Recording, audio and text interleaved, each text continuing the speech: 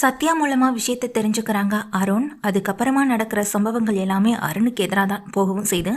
அதாவது சத்யா வந்துட்டு இங்கே ஒரு நம்பரை கொடுத்து, மாமா இந்த நம்பர் எந்த நம்பரில் எங்கே இருக்காங்கன்னு கண்டுபிடிச்சு கொடுக்கணும்னு சொல்லி இங்கே அருண் கிட்ட கொடுக்க, யார் சத்யா இதுன்னு சொல்லி கேட்க, நம்ம முத்து மாமா வீட்டில் ஒரு பையன் இருந்தால அப்படின்னு சொல்ல, ஆமாம் கிருஷின் கூட இங்கே சீதா சொல்லிட்டு இருந்தாலே அப்படின்னு இங்கே அருண் சொல்ல, அதுக்கு சத்யாவும் ஆமாம் மாமா அந்த பையனை யாரோ கடத்திட்டாங்க போல, அந்த நம்பர்லேருந்து இப்போ 2 லட்ச ரூபா பணம் கேட்டு வீட்டில் இருக்கவங்கள மிரட்டியிருக்காங்க மாமா, இப்போ தான் என்கிட்ட இந்த விஷயத்தையும் சொல்லிட்டு இருந்தாரு. அதுவும் இல்லாமல் அவங்க 2 லட்சம் பணம் கொடுக்க வேற ஒரு பக்கம் முடிவு பண்ணிட்டாங்க மாமா. இந்த நம்பர் எங்கே இருக்குன்னு மட்டும் கண்டுபிடிச்சு கொடுத்தீங்கன்னா நாம் அந்த பையனை காப்பாற்றுறதுக்கு கொஞ்சம் ஈஸியாக இருக்கும் அப்படின்னு சொல்லிடுறாங்க. இதை கேட்டதும், சத்யா சொன்னதை கேட்டதும், ஓ இதுதான் விஷயமா, இதை வச்சு நான் எப்படி நல்ல பேர் எடுக்கிறதுன்னு தானே நான் யோசிப்பேன், இதை போய் நான் அந்த முத்துக்கிட்ட வேற சொல்லணுமா அப்படின்னு நினச்சேன். அருண் வந்து இந்த நம்பரை எடுத்துகிட்டு போய், சரி சத்யா நான் பார்த்துக்கிறேன், நீ எதுக்கும் கவலைப்படாத, நான் ஆட்களை விட்டு தேட சொல்கிறேன், கண்டிப்பாக அந்த பையனை மீட்டரலாம், நீ எதுவும் ஃபீல் பண்ணாதா அப்போ அப்படின்னு சொல்லி அனுப்பி விட்டுறாங்க. சத்யா அங்கேருந்து கிளம்புனதுக்கு பிறகு அருண் என்ன பண்ணுறாங்க, அந்த நம்பர் இருக்க இடம் அது எந்த ஏரியாவில் இருக்குது அப்படின்றத கண்டுபிடிச்சிட்டு அருண் அங்கேருந்து கிளம்புறாங்க. இந்த விஷயத்த சொல்லக்கூட இல்லை, இந்த விஷயம் வந்துட்டு இங்கே சத்யாவுக்கு தெரிஞ்சுக்கணுன்னு தான் நினைக்கிறாங்க. ஏன்னா தன்னுடைய மாமா தன்னை காப்பாற்ற வந்த மாதிரி நிச்சயமாக கிருஷை வந்துட்டு முத்து மாமா போய் காப்பாற்றுவார். சரி நம்ம அருண் மாமா கிட்ட அட்ரஸ் கேட்டிருந்தோம், அவர் இன்னும் சொல்லலையே நினச்சிட்டு திரும்ப கால் பண்ணுறாங்க. சொல்லுடா அப்படின்னு சொல்லி கேட்க, இல்லைடா ஒரு முக்கியமான வேலை விஷயமா போயிட்டுருக்குன்னு சொல்லிட்டு இங்கே ஃபோனை வச்சிடறாங்க. சரின்னு சொல்லிட்டு சத்யா நேராக அந்த ஆஃபீஸ்க்கு போக, இப்போ தான் அவர் கிளம்பி அந்த அட்ரஸில் இருக்கவனை கண்டுபிடிக்கணும்னு கிளம்பி போனாருன்னு அங்கே இருக்கவங்க இங்கே சத்யா கிட்ட சொல்ல, பின்ன ஏன் மாமா நான் வேறு வேலை விஷயமா போயிட்டுருக்கேன்னு சொன்னார் அப்படின்ற சந்தேகம் இங்கே சத்யாவுக்கு வருது. உடனே முத்துவுக்கு கால் பண்ணுறாங்க. முத்துவுக்கு கால் பண்ணதுமே, என்ன சத்யா சொல்கிறேன்னு அதுந்து போயிட்டு அவரும் கேட்க, ஆமாம் மாமா இப்போ தான் இங்கேருந்து கிளம்பி போனாருன்னு சொல்ல, என்ன சத்யா அது சின்ன பையனுடைய விஷயம், அப்புறம் நம்ம போலீஸ்கிட்ட போயிட்டோன்னு தெரிஞ்சு அவன் ஏதாவது நம்ம குழந்தைய பண்ணிட்டானா என்ன பண்ணுறது, அதுக்காக தானே நான் போலீஸ்க்கே போகாமல் அமைதியாக இருக்கேன் அப்படின்னு சொல்ல, ஐயோ சாரி மாமா, நான் எப்படியாச்சும் கிருஷை காப்பாற்றணுன்றதுக்காக தான் அவர்கிட்ட ஹெல்ப் கேட்டேன், ஆனால் அவர் எப்படி இங்கேருந்து கிளம்பி போவார்னு நினைக்கவே இல்லை அப்படின்னு சொல்கிறாங்க. இதை கேட்டதும் முத்து அதிர்ந்து போக, நீ அங்கேயே வெயிட் பண்ண நான் வரேன்னு சொல்லிட்டு முத்து நேராக அந்த ஆஃபீஸ்க்கு வந்துடுறாங்க. வந்ததுக்கு பிறகு முத்து சத்யா 2 பேருமே சேர்ந்து அவர்கிட்ட கெஞ்சு கூத்தாடி திரும்ப ட்ரேஸ் பண்ண அந்த நம்பரை வாங்கிக்கிறாங்க. நீங்கள் அருணுக்கு தெரிஞ்சவர் வேண்டப்பட்டவன் அதான் கொடுக்குறேன்னு சொல்லி அவரும் கொடுக்க, நேராக அந்த அட்ரஸ்க்கு எங்கள் முத்து வந்துட்டு கிளம்பி போகிறாங்க. சத்யா நீ இங்கே இரு அப்படின்னு சொல்ல, மாமா நானும் உங்கள் கூட வரேன்னு சொல்லிட்டு சத்யாவும் கூட தான் கிளம்பி போகிறாங்க. அருண் வந்து அவங்க 2 பேருக்கும் முன்னாடி போக, இங்கே முத்து வந்துட்டு பின்னாடி வந்துட்டே இருக்காங்க. அருண் கரெக்டாக அந்த இடத்த ரீச் ஆகவும் செஞ்சுறாங்க. சத்யா அட்ரஸ் இந்த பக்கம் தான் காட்டுதுன்னு சொல்லிட்டு அப்போ தான் அவங்க போயிட்டுருக்கவும் செய்கிறாங்க. அங்கே அருண் வந்ததை பார்த்ததும் அங்கே இருக்க ஆட்கள் எல்லாரும் போலீஸ் வந்துட்டாங்கடா அப்படின்னு சொல்லிட்டு பதறி அடிச்சு ஓட, அங்கே நிற்கிற தினேஷ் மட்டும் என்ன பண்ணிடுறாரு, எங்கள் முகமூடியை போட்டுக்கிட்டு அங்கே நிற்கிற கிருஷியோட கழுத்தில் கத்தியை வச்சுட்டு, போலீஸ்க்கு போக வேண்டாம்னு சொன்னதுக்கு பிறகும் கூட போலீஸ்க்கு ஃபோன் பண்ணிட்டாங்களா, இதுக்கப்புறம் நான் இதுக்கு சும்மா இருக்கணும், போலீஸில் மாட்டக்கூடாதுன்னா நான் என்ன வேணாலும் செய்வேன், இவன் உங்களுக்கு உயிரோட வேணும்னா கொஞ்சம் வழியை விடுங்க அப்படின்னு சொல்ல, ஏய் குழந்தைய விடுறான் அப்படின்னு அங்கே நிற்கிற அருண் வேகமாக சத்தம் போட, சத்யா வந்துட்டு அதெல்லாம் வீடியோ எடுத்துட்டு இருக்காங்க. சத்யாவும் வந்துடுறாங்க, முத்துவும் வந்துடுறாங்க. முத்து வந்ததுக்கு பிறகு என்ன நடக்குதுன்னு எங்கள் பக்கத்தில் வரேன், இவனை பார்த்து அதிர்ச்சியில் அங்கே அருண் நின்றுட்டுருக்காங்க.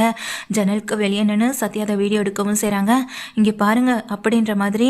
அப்போ முத்து சொல்கிறாங்க, டேய் குழந்தைய விட்டுடா அப்படின்னு சொல்ல, நான் இவ்வளவு சொன்ன பிறகும் நீங்கள் போலீஸ்க்கு போயிட்டீங்கன்னா அப்போ நான் எதுக்காக இவனை சும்மா விடணும் அப்படின்னு சொல்ல, ஏய் சின்ன பையன்டா அவன் என்னடா பண்ணா, குழந்தைய கடத்தி பணம் பறிக்கிறது தப்பு இல்லைன்னு சொல்லி கேட்க, பணத்தை வைக்க நான் என்ன பண்ணணுன்றது எனக்கு தெரியும், நான் அதை தான் செஞ்சிட்ருக்கேன் அப்படின்னு இந்த தினேஷ் சொல்கிறாங்க. தினேஷ் சொன்னதுக்கு பிறகு வந்துட்டு அருண் வந்து துப்பாக்கி எடுத்து நீட்டேன், இந்த துப்பாக்கி கீழே போடலைன்னா நான் இவனை வந்துட்டு இப்போவே கழுத்தறுத்து போட்டுருவேன்னு மிரட்டேன், கீழே போடுறான் அப்படின்னு அருணை வந்து முத்து அதட்டவும் செய்ய, அருணுக்கு வந்துட்டு வேறு வழி தெரியல, துப்பாக்கியை கீழே போடவும் செய்கிறாங்க. முத்து வந்துட்டு என்ன பண்ணுறதுன்னு தெரியாமல் அங்கே இருக்க ஒரு கீழே தனக்கு கீழே இருந்த ஒரு கட்டையை அவன் காலுக்கு நேராக வேகமாக ஏற்றி விட, அதில் அவன் காலில் அடிப்பட்ட உடனே வலி தாங்க முடியாமல் கீழே சாய அங்கே இருக்க கிருஷி ஓடி வந்து முத்துவை கட்டிப்பிடிக்கவும் செய்கிறாங்க. முத்து வந்துட்டு கிருஷியை தூக்குனதை உடனேயே அங்கே நிற்கிற அருண் அந்த துப்பாக்கியை எடுத்து அவனை ஷூட் பண்ண போக, அதுக்குள்ளே முத்து வந்து தடுத்து நிறுத்த, எதுவாக இருந்தாலும் ஸ்டேஷன்களை கொண்டு வச்சு அதுக்கப்புறம் பார்த்துக்கலாம் அப்படின்ற மாதிரி சொல்லிட்டு இருக்கவும் செய்கிறாங்க. முத்து சத்யா 2 பேரும் அங்கேருந்து கிருஷை கூட்டிகிட்டு போக அருண் அந்த தினேஷை பிடிச்சு கூட்டிகிட்டு நேராக ஸ்டேஷனுக்கு போகவும் செய்கிறாங்க. ஸ்டேஷனுக்கு போன பிறகு குழந்தைய கடத்திருக்காங்க சார், அதான் இவனை நானே கண்டுபிடிச்சு கூட்டிகிட்டு வந்தேன் சார், குழந்தைய பத்திரமா மீட்டாச்சு, எந்த பிரச்சனையும் இல்லை அப்படின்னு ஸ்டேஷனுக்கு போன அருண் தன்னை பற்றி பெருமையாக பேசிக்கவும் செய்ய, சூப்பர் அருண், கங்க்ராச்சுலேஷன், எந்த ஒரு தனிப்படையும் இல்லாமல் யார் எந்த கவலையும் இல்லாமல் உயிரை பற்றி கூட கவலைப்படாமல் நீங்கள் அந்த குழந்தைய தனியாக போய் மீட்டிருக்கீங்க. ஆனால் குழந்தைய காணாமல் போன விஷயம் இங்கே ஸ்டேஷனுக்கு கம்ப்ளைண்ட் ஆகலன்னு சொல்ல, சார் இதை நேரடியாக கம்ப்ளைண்ட் கொடுக்கல அவங்க அப்படின்னு சொல்ல, இட்ஸ் ஓகே அருண், குழந்தை சேஃபானாலே போதும், முதல்ல இவனை உள்ளே கொண்டு போடுங்கன்னு சொல்லிட்டு உள்ளே கூட்டிகிட்டு போகவும் செய்கிறாங்க.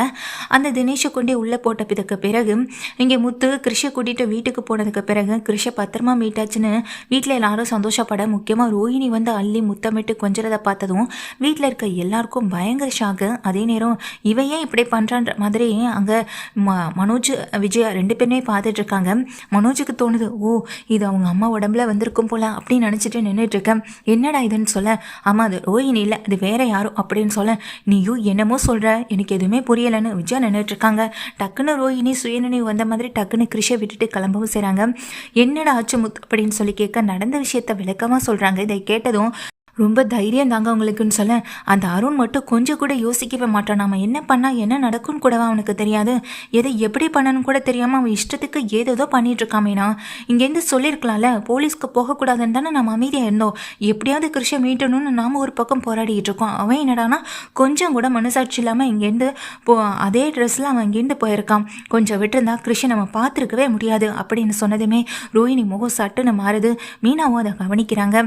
சரி சரிங்க, கிருஷை கூட்டிட்டு போகலாம், இதுக்கப்புறம் யார் வந்து கூப்பிட்டாலும் போகக்கூடாது. ஏன்டா கிரிஷ், உன்னை யார் கூப்பிட்டாங்கன்னு நீ கிளம்பி போனேன்னு சொல்லி கேட்க, என்னை எங்கள் அம்மா கூப்பிட்டதா சொன்னாங்க அப்படின்னு சொன்னதும், இதே உங்கள் அம்மா தான் அப்படின்ற மாதிரி முத்து சொல்ல வரும்போது மீனா வந்துட்டு, விடுங்கங்க, அவனுக்கு இன்னும் அதை ஏற்றுக்க முடியல, யாரோ ஒருத்தவங்க உங்கள் அம்மா வந்து கூப்பிடுறாங்கனதும் அவனும் ஏதோ ஒரு பதட்டத்தில் கிளம்பி போயிருப்பான், விடுங்கங்க அப்படின்னு மீனா சொல்ல, இதை பார்த்துட்டு அண்ணாமலையும், அவன் ரொம்ப கஷ்டப்படுறான்டா, சின்ன வயசுல எவ்வளோ கஷ்டம் அவனுக்கு அப்படின்னு அண்ணாமலை புலம்பிட்டு போகிறாங்க.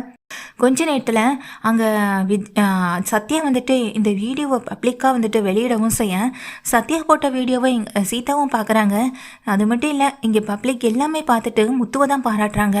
ஒரு போலீஸாக இருந்துட்டு செய்ய வேண்டிய விஷயம் என்னென்னு தெரியாமல் இங்கே துப்பாக்கியை மட்டும் நீட்டுறதே வேலையை வச்சுருக்காங்க. ஆனால் புத்திசாலித்தனமாக அந்த இடத்துல வந்துட்டு யோசித்த முத்துவை நினச்சி எல்லாரும் நிறைய நல்ல விதமான கமெண்ட்களையும் நல்ல விதமான எண்ணங்களையும் வெளியிட, இதை பார்த்து இங்கே சத்யா பயங்கர கோவப்பட்டு அந்த வீடியோவை பார்த்தபடி கிளம்பி நிற்க போலீஸ் ஸ்டேஷன்லேருந்து ஃபோன் வருது.